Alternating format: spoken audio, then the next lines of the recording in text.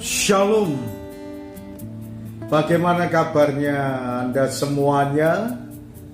Doa saya Anda semuanya diberi kekuatan, kesehatan, dan senantiasa hidup dalam pemeliharaan Tuhan.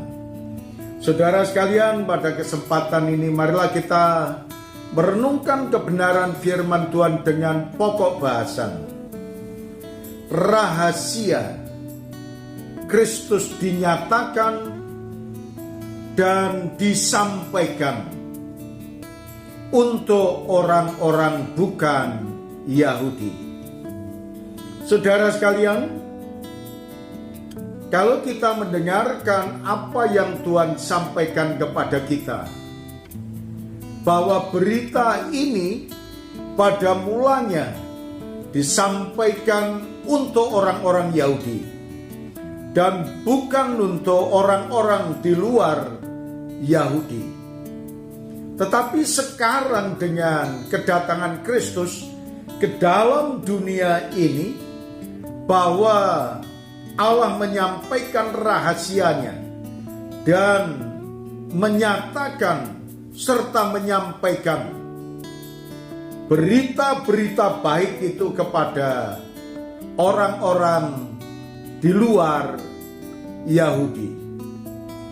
Dalam kitab Efesus pasal yang ketiga, dari ayat pertama sampai dengan ayat yang ke-6, mengajarkan kepada kita. Dalam ayat yang keempat, firman-Nya berkata kepada kita, apabila kamu membacanya, kamu dapat mengetahui daripadanya pengertianku akan rahasia Kristus yang pada zaman angkatan dahulu tidak diberitakan kepada anak-anak manusia, tetapi yang sekarang dinyatakan di dalam roh kepada rasul-rasul dan nabi-nabi dan orang-orang kudus, yaitu bahwa orang-orang yang bukan Yahudi karena berita Injil turut menjadi ahli-ahli waris dan anggota-anggota tubuh dan peserta dalam janji yang diberikan dalam Kristus Yesus. Berita yang besar disampaikan oleh Tuhan melalui surat Paulus ini. Kita tahu, saudara sekalian, berita yang sangat besar adalah tentang keselamatan melalui pemberitaan Injil yang dahulu orang-orang di luar Yahudi tidak memiliki pengharapan.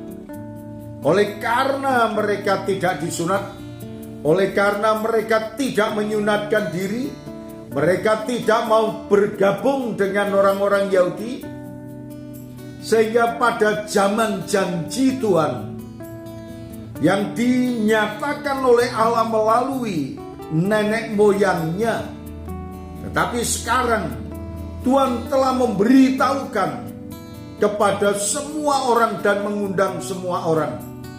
Siapa saja yang datang dan percaya kepada Injil, maka akan beroleh keselamatan. Dan bukan khusus untuk orang Yahudi saja, tetapi untuk semua orang.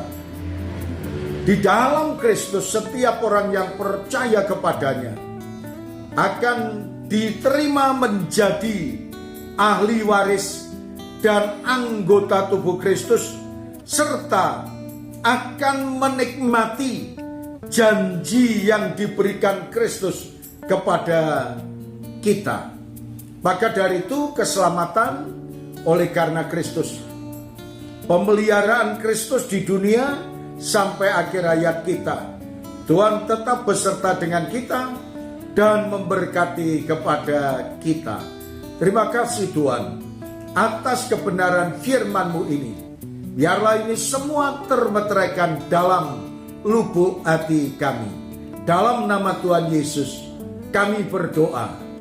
Amin.